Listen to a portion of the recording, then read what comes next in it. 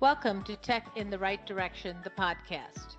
Let's take tech in the right direction to drive social change and close the employment, pay, and culture gap for women in technology.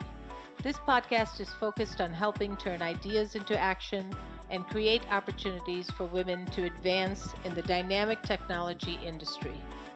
I hope this podcast will inspire and motivate you to encourage more women and girls to seek or grow a career as a woman in technology. Stories about the journey of amazing women in the tech field starts right now. Welcome to Tech in the Right Direction, the podcast. This week, I'll be speaking with Evelyn Sheahan. Evelyn is the Director of Business Programs in the Azure Cloud and AI domain at Microsoft. She has a background in technology, business management, and marketing. Evelyn has a wide range of corporate and field experience and has worked in sales enablement programs developed to drive multi-million-dollar deals. Evelyn holds a Master's of Business Administration from Smurfit Business College, University College Dublin, Ireland. She loves learning, change management, how to motivate people to change, creativity, and ideation. Welcome to the show, Evelyn. I'm so excited to have you back. Thank you very much, Jennifer. It's fun to be here. Okay, let's get started. So, as a woman in tech, can you share with us your career journey and how you got to where you are today? Absolutely. I started out doing desktop publishing for computer manuals back in the day, and I did my MBA part-time when I was working full-time as a project manager.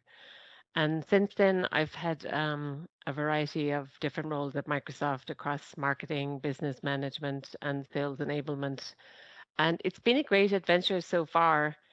And during the past couple of years, I've been making more time for mentoring.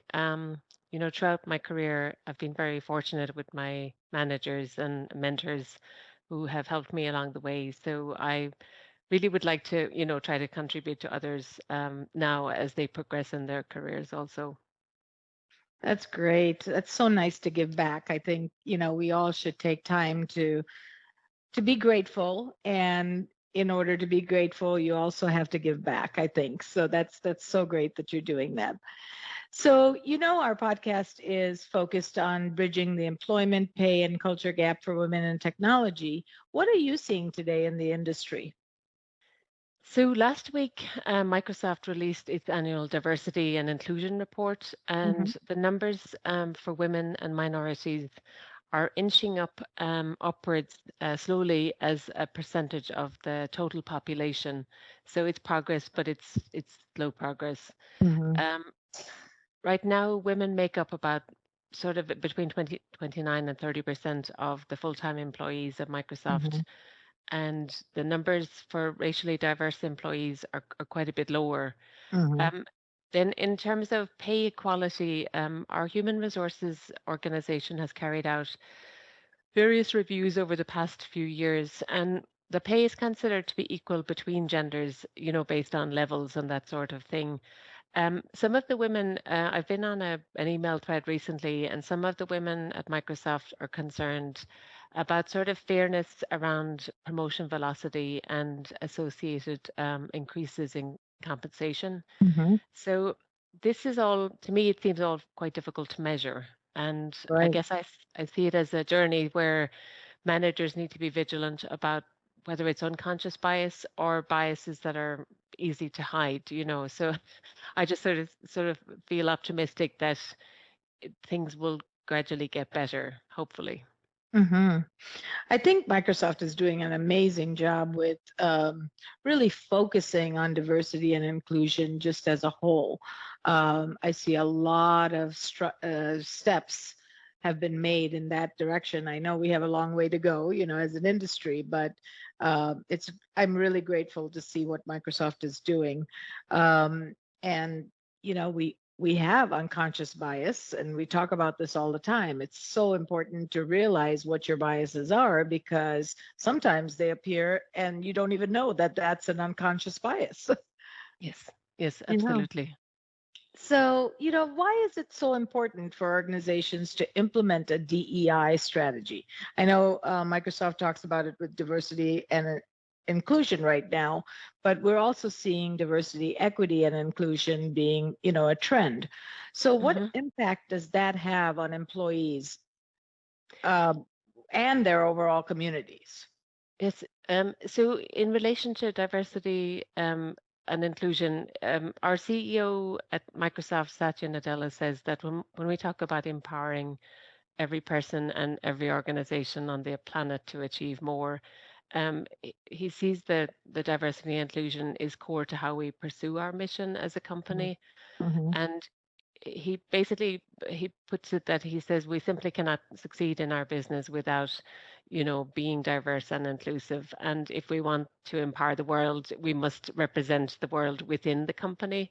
Mm-hmm. So I find our CEO to be very inspiring, so I think he's been very good for the culture at the company.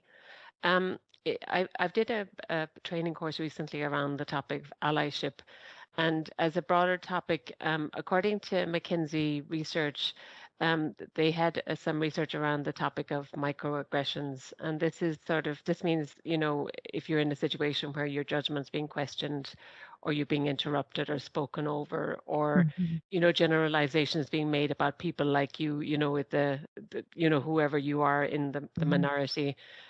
These microaggressions in general in a professional settings are more likely to be experienced by women than by men, but Mm-hmm. also even more so for women of color, women with disabilities, and also as well for women who come from the Mm-hmm. LGBTQ plus community.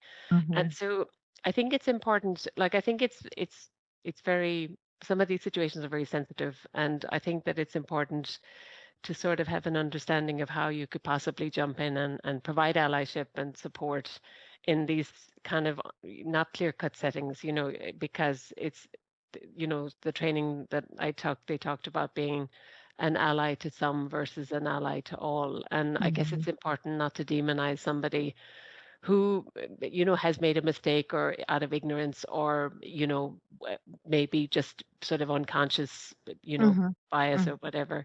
um, and so I think that so the course that I've taken has been really helpful. It's sort of a series of self-paced courses on different topics, and then we had a couple of virtual classroom trainings. And as part of the process, we had to do some pre-work, like reading and responding to different scenarios, and it kind of forces you to think about situations that you Mm-hmm. wouldn't maybe normally sort of have to deal with or think about dealing with, like situations where maybe somebody might be more senior and you might think they didn't treat somebody in the room well. Mm-hmm. Then we had big discussions on our virtual classrooms about how to deal with these things.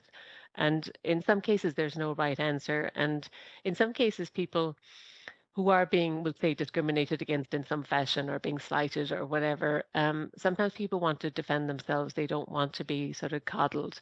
And other people would prefer, to have some support from the person who's not in the minority type of thing. But I suppose ultimately it takes sort of courage and sort of self-reflection and practice to get it right. And Yeah. the advice they gave us on the training was if you make a mistake and you overstep or you do something that upsets people, that you just apologize and try to get it right the next time. So I think it gave me a lot to think about. Yeah, you hit on a lot of really key areas. I love allyship because I think that's so important. And as actually part of my podcast, I've started a different segment that's called Mentors That Make a Difference, and it's men for mentors.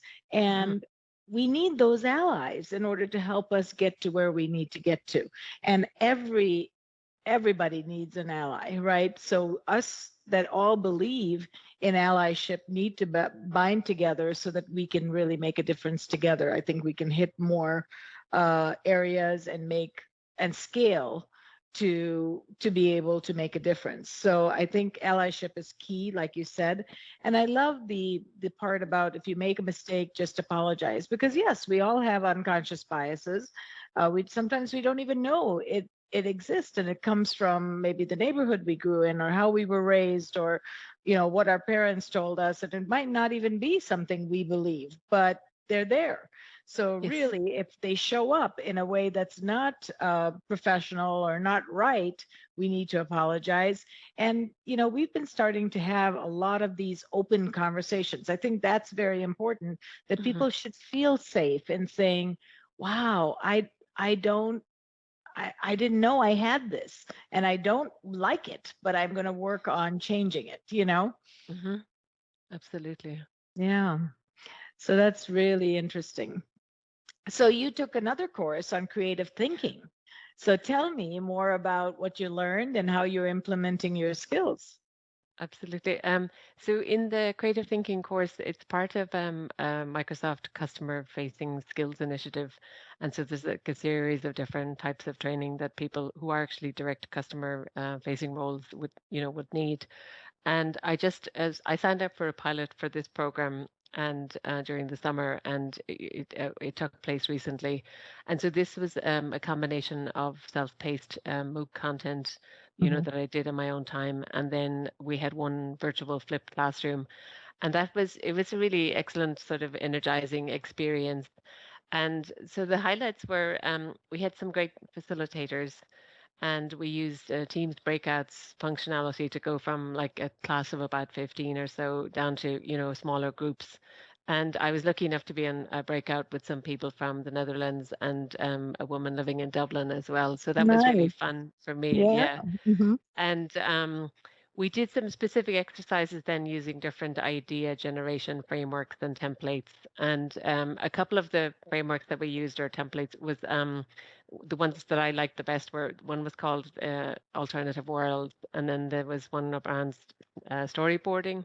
Hmm. And basically, what we had to do was we had to do a project in each of the breakout sessions using the different techniques to brainstorm ways of making the time in airport security lines less painful, So this was like something we'd all experienced a lot of, and good discussions. And so in the alternative worlds, the idea there is that you think about how another completely different industry might approach the problem. So if you think about like Disney, like what would they do to make the security line better?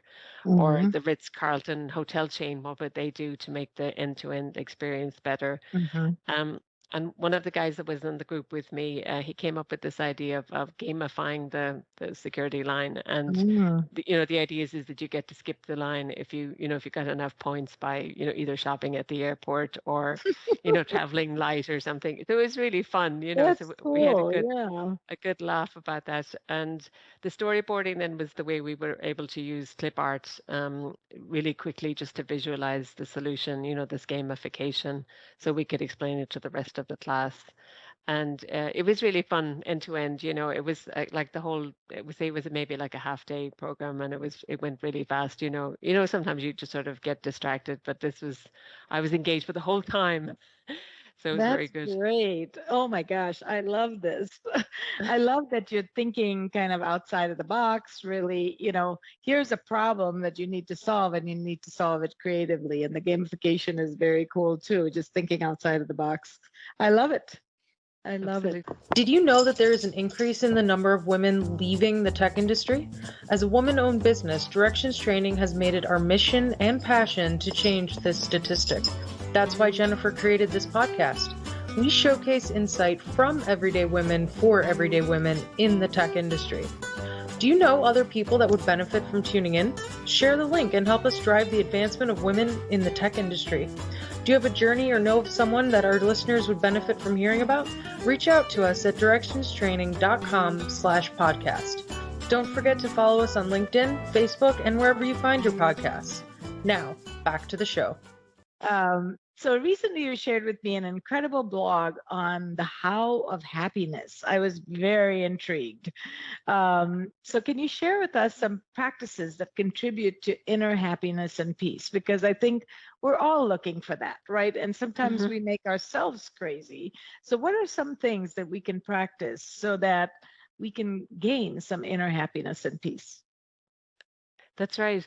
So I'm reading the book The How of Happiness, and the writer is Sonia. I think it's Luber Mirsky, and she's a researcher. So she kind of prides herself in being able to say these are scientifically proven things that we've done research on that will actually help you to sort of proactively and positively impact your happiness. And so she identified 12 proven Hmm. ways, and so there's three that I picked today to tell you about that I, Okay. I particularly liked. And so they're living in the moment, um, savoring joy, and avoiding comparisons with others. And living in the present moment is around the idea of flow, trying to get really engaged in what you're doing and being disciplined about managing distractions and interruptions. And in this way, the theory is that you get to enjoy your life from moment to moment rather than sort of wishing your life away. And so being open to new and different experiences, and kind of learning from everything that you go through is and staying in the moment, staying present. And then also noticing the things that you're interested in, the things that make you feel fully engaged. And so you find flow in different moments during the day. And at work also, one of the topics that's come up in a few different things that I've read was around the idea of, seeing your contribution to the larger whole so you find meaning in your day-to-day work as well. Hmm. So, like the idea of the person who's building a wall, one guy is building a wall and the other guy is building a cathedral. So Hmm. being sort of having a sense of being part of something bigger than ourselves. Um, with savoring joy, some of the tips were around, you know, I mean, and some of these are familiar, relishing sort of the day-to-day experiences so that, if when you're eating that you really savor the taste. And Hmm. if you go for a walk, feel the sunshine or the color of the fall leaves. Hmm. Um, and then the other things that I hadn't really thought about, which I think are really nice, are the idea of you're replaying something lovely from the past that you really enjoyed. So, maybe it's a memory of a great trip to Italy, or it could be like this wonderful book you read or whatever. And also you can savor with other people by talking to people about something that you did together and, kind of reminiscing so that you're Hmm. kind of, generating some joy, with your memory. And then simple things like, if you notice with your senses things like the smell of fresh coffee or freshly baked bread or, some lovely perfume or something, just sort of taking in the moment and being really, savoring it. And I suppose also the thing that is kind of a bit bittersweet, especially in these times, is that we need to be aware of the sort of transience of life and the importance of focusing on the good that's happening right now, rather than kind of being distracted and living kind of half living our lives kind of thing. And then with social comparison, I feel like it's a good thing about getting older that you are less likely to compare yourself to others. But, Hmm. there's a lot of news, in the headlines, there's a lot of talk about young people comparing their day-to-day lives with other people's perfect sort of Instagram public Hmm. image. Hmm. And Hmm. so the research in this case shows that people are much happier if they pay less attention to kind of the superficial trappings around success and sort of think more about how they want to feel and achieve, really focus on what they want for themselves rather than, unfairly comparing themselves, to others. So all of that sort of stuff, I don't think any of it was sort of shocking to me, but some of it was kind of like if you deliberately, remind yourself to experience and to think of these things that you're not, your life isn't flying past you. You're really understanding what makes you happy and then practicing it on a daily basis, which is so good. I love these three that you picked. So as you're reading the book, can you share with us how you're practicing some of these things and if it's working or is it challenging? What are you feeling? It's very easy to be distracted, Mm-hmm. between, with our computers and our phones. And I suppose there's a lot of bad news in the headlines as well. Mm-hmm. I try to, I suppose sort of count my blessings and think about what's going well. It is hard. It does take a lot of effort to be sort of mindful and present, in the Mm-hmm. moment. Mm-hmm. Um, but I do try to, sort of like if I walk my dog, I try to leave my phone at home. Luckily, I don't have very good cell reception around where we live. In Mm-hmm. the house, it's fine.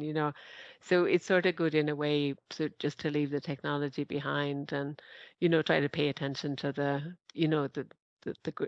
Mm-hmm. the trees and all of that sort of stuff that's around us. That's good. So are you finding that you're actually making a deliberate choice, right? Which is great that you left your phone at home and you didn't take it. And how does it feel? Well, it makes you feel sort of freer, doesn't it? It You, does.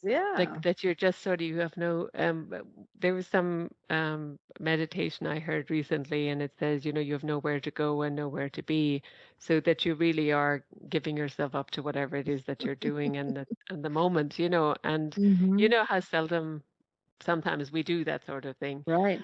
um so I try and sit and, drink coffee, and if I'm during the summer, if I sit outside, just try and look at into the distance, look at the trees, and just try to sort of relax rather than always looking at some device. Hmm. Hmm. It's hard though. It is very hard. I mean, the other night it was late too, and I said, you know what? I am going to watch a movie, and I Hmm. am not going to have my phone. I'm going to go plug it in the other room. And I can't tell you, I would say in those 2 hours, I went to look for my phone about 10 times because I was saying something to my husband and I'm like, oh, I'll look it up. And I'm like, okay, there's no phone here. You don't have to be active all the time. So That's it's right. it's very, very hard. But I think we need to practice that. And I love the not a competition piece because, social media has really made that a crazy world. I mean, just, people competing with each other or looking at somebody else's life and say, oh, I need to do this or I need to do more of this. It just becomes very stressful. So I Hmm. think, just to have a mindset that, you are who you are where you're meant to be, and, live that way, I think is great if we can all, kind of do it in baby steps. Exactly. I think that's the only way I feel like I could be successful, but the baby steps are important. So important. Yeah. So wellness is critical, and especially for women because we take on everything and we don't take time for ourselves. So, what do you do to manage stress in this time of change through the pandemic? And, just the world is changing right now. We're in a different place than where we were 2 years ago. How do you manage your stress? Any tips and tricks or best practices? Absolutely. So I was lucky when before COVID happened, like literally about 2 years ago. We moved to further out the countryside, and Right. we have some space around our house, and so I walk with Bert, our dog, every day, and I find that really, relaxing, and being in nature. It sort of puts you in a good mood, and it sort of helps you to kind of, I suppose, put things into perspective. I feel like there was a lot of catastrophizing in the last couple of years. But sometimes when you just look around and you think this is lovely, and you know, like life is good right now, whatever happens. I guess I was pretty worried about, people getting ill, like my family and that sort of thing. But our dog he's pretty entertaining, so he kind of makes me laugh, and drags me into the bushes and stuff. You have to be He puts you careful. in a good mood. That's right. That's right. So I think sort of staying in the present moment, which we touched on already, and you kind of unwind a bit. And I've been reading about the idea of letting your subconscious coming up with ideas for you, like helping you to solve problems while you're focusing on something else. So that sounds kind of fun. Um, and I think you touched on it earlier about counting your blessings. I've been lucky in life, and I'm able to work remotely. I didn't have any major upheaval, when Mhm. COVID hit, really. So, and good health, and my family's healthy and all of that sort of thing. I think social contact is very important. I Mhm. have some, good colleagues, and and my family. I think it's really important to talk to people about the things that are bothering you.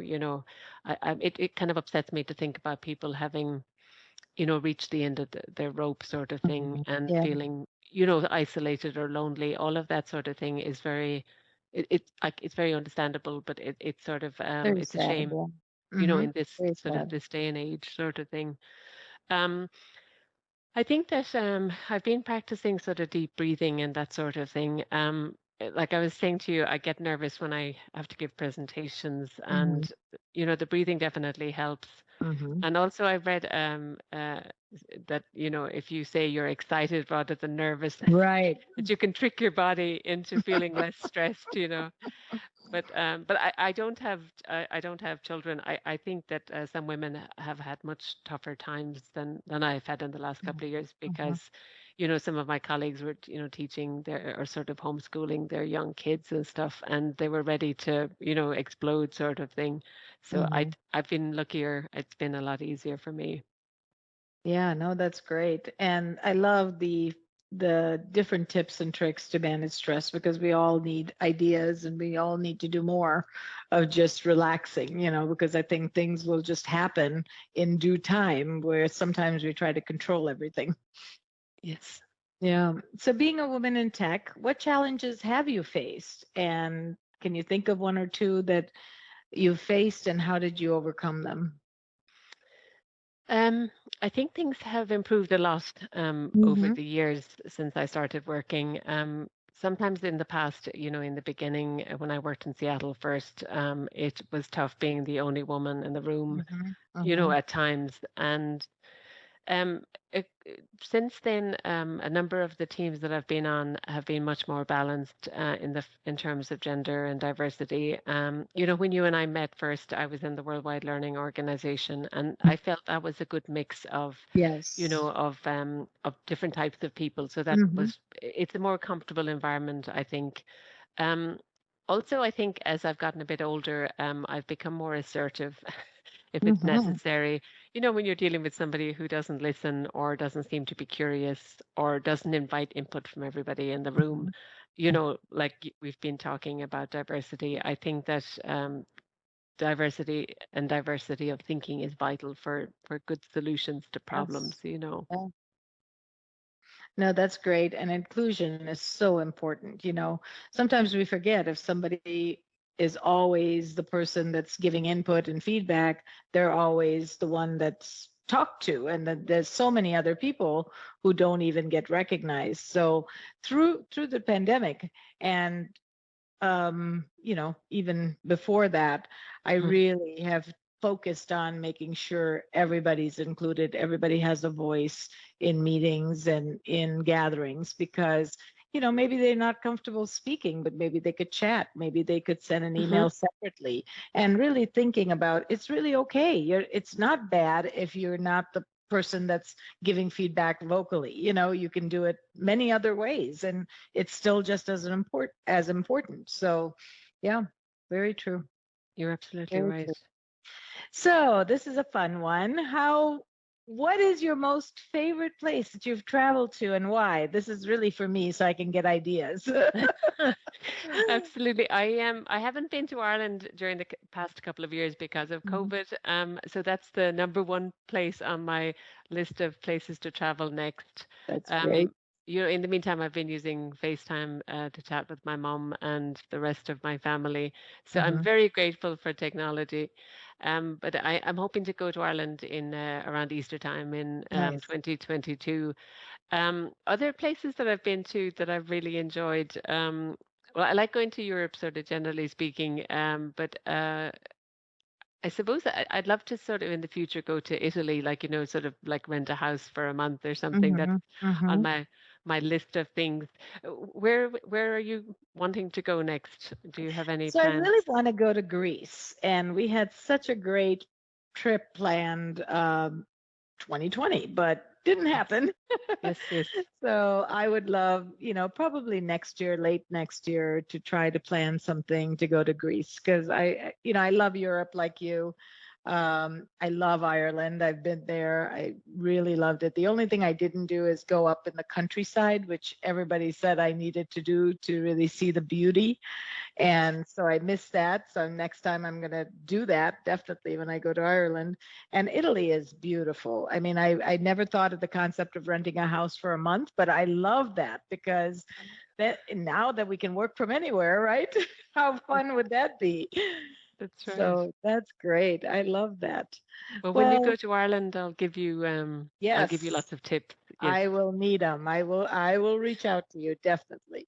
Because I really do want to go to the countryside because we went to Dublin and we had a great time, loved the people, loved the food, loved everything about it. But, I think our trip was short and so we didn't go into the countryside. So next time that's on my list. Lovely. Yes. And then just Evelyn, this has been amazing. I always love talking to you and any opportunity I can do to have you on as a guest, it's my pleasure to do so. So thank you. Thank you so much. It was an honor and a pleasure to have you on the show.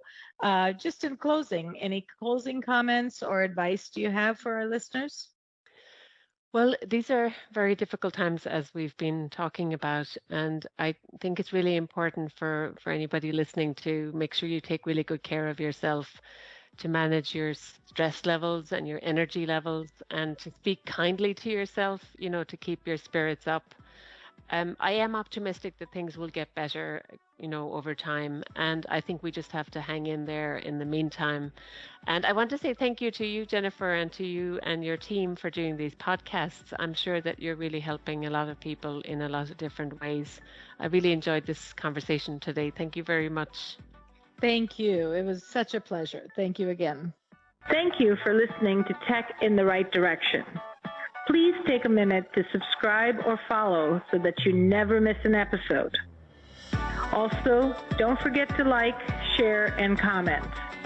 Thank you. See you next week. From IT skill enhancements to end user adoption training, Directions Training is your resource to help optimize the effectiveness of your technology investments. Over 500,000 students have taken advantage of our wide selection of technology and business training solutions covering the most popular applications today, such as Microsoft 365, Azure, Windows 10, and more. As a podcast listener, we invite you to take advantage of an exclusive offer. Receive 30 days of free access to our Microsoft official curriculum on-demand courses for IT professionals or end users. Visit us at www.directionstraining.com/podcast to claim this offer today. Hurry, this offer is only available for a limited time. Success is a journey. Ask for directions.